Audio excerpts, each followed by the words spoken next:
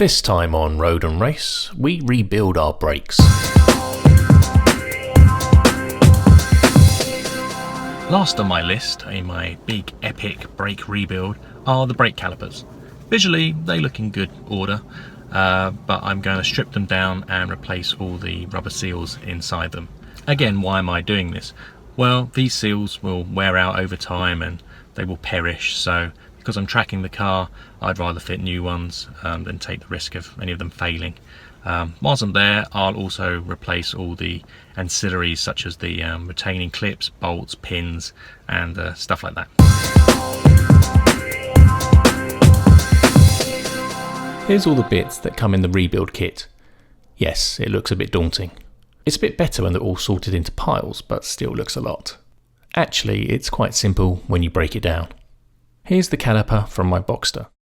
It has 4 pistons and they press the brake pads to the disc when you press the brake pedal. Smaller calipers have only 1 piston and larger ones can have as many as 6. Each piston will have an inner seal which stops brake fluid seeping out and a dust boot to stop grit and dirt getting behind the piston, which would cause it to wear. Then there are new valves, clips, bolts and retainers for each caliper. Porsche use Brembo calipers. Here's a summary of what we'll be doing. Remove the caliper, remove the dust boots, remove the pistons, remove the inner seals, fit new seals and boots, replace the bleed valves, fit the caliper back onto the car, and bleed the system. Here are the tools and parts you'll need.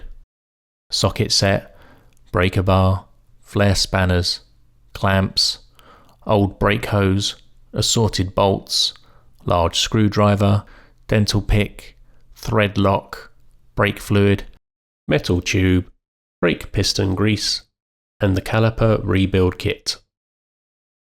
First, lift the car, remove the wheels, and remove the brake pads. My 3 guides from Series 1 can be found here and step you through each of these. Click the screen or suggested card link at the top of the screen to access these. Now gently press the brake pedal. This will move the pistons out, making them easier to remove later. This step is optional but helps. Use a metal tube or piece of wood to keep the brake pedal depressed. This will reduce the amount of brake fluid that will leak out and can help make the next step of clamping the hose unnecessary. Next, you'll have to remove the brake hose from the caliper. Click the screen to see my step-by-step guide from Series 2 on how to remove brake hoses. If you have rubber hoses, you can simply clamp them, then unscrew from the caliper. If you have steel braided lines, then these can't be clamped, so you have 2 options. The first is to remove the steel hose and fit a spare rubber one, and clamp that. The second is to screw a similarly sized bolt into the hose to plug it. Here I've used an M8 bolt and a piece of plastic to seal the hose. A pack of assorted bolts can be bought from most online retailers, and there's a link to where I got mine in the description box. Now we need to remove the caliper from the hub. It's kept on with 2 large bolts. Take a breaker bar, crack them loose and remove them.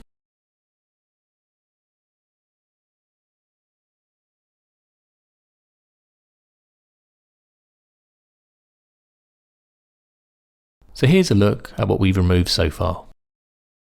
Next up is to remove the brake hardline. Use a flare spanner for this to avoid rounding the nut. Now remove the bleed valves.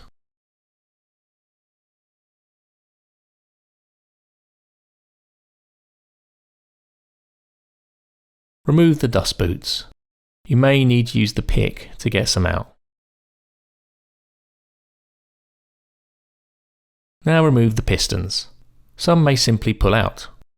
For the rest, the safest approach is to use compressed air and blow them out. The air compressor connects to where the hard line was. Remember to put a piece of wood between the pistons to stop them flying into each other. I don't have an air compressor, so I'm going to use the budget option, which is a large screwdriver. Take your time with the screwdriver and apply controlled pressure, as you don't want to damage the piston. Here's the caliper with all 4 pistons removed. You'll see that 2 pistons are slightly larger than the other 2. This is the rear brake caliper, and we have 30mm and 28mm pistons.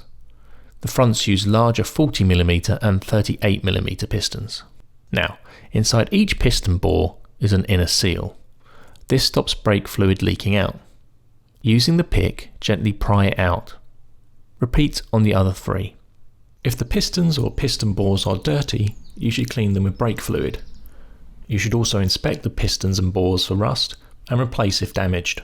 At this stage, with everything removed, you have the option of preparing the calipers for repainting. I may do a video for this in the future, but mine are still in good condition, so I'm just going to clean them up with some brake clean. So here you can see what needs to go back on. We have 2 bleed valves, 4 square cut inner seals, apologies, only 2 are shown here, and 4 dust boots.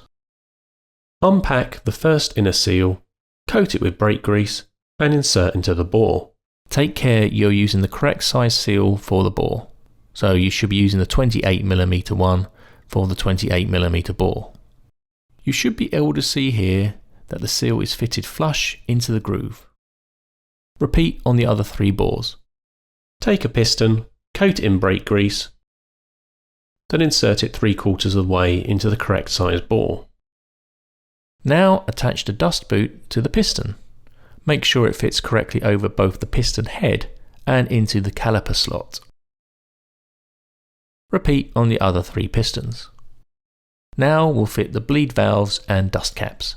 Push the dust cap onto the valve and screw into the caliper.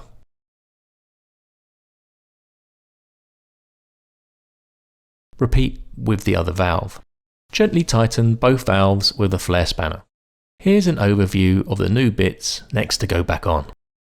Gently screw the brake line back into the caliper. No need to tighten yet, as we will do that when it's on the car. Apply thread lock to the caliper bolts. Place the caliper back onto the wheel hub and screw both bolts in. Look in your manual and torque to the correct spec. In this case it's 85 Newton meters.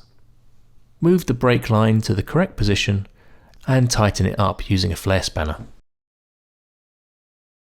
From this point on, you need to reconnect the brake hoses and fit the brake pads. My previous guide stepped you through this. With all the new bits back on the brake calipers, it should look like this. Once all 4 calipers are rebuilt, you'll need to bleed the brakes. My guide from Series 1 steps you through this. If you found this video useful, please subscribe and hit the like button as it helps us make more shows. If you have any questions or suggestions for future shows, please leave a comment. For notification and news about new shows, you can follow us on Facebook and Twitter. All the tools and parts we use are listed on our website. Click the suggested box at the top of the screen now to watch the next video in this series. Thanks for watching.